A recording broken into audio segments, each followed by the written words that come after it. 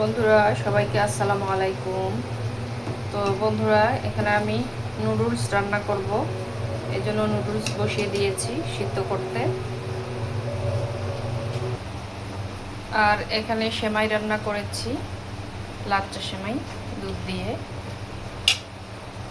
তো বাসায় একটু মেহমান আসবে, এই জন্য আর কি হালকা পাতলা রান্না করেছি।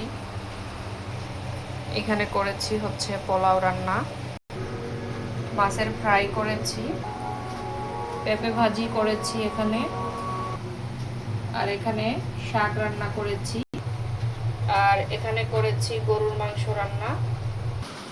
আর এইদিকে দেখেন বন্ধুরা, বাইরে বৃষ্টি পড়ে, দেখেন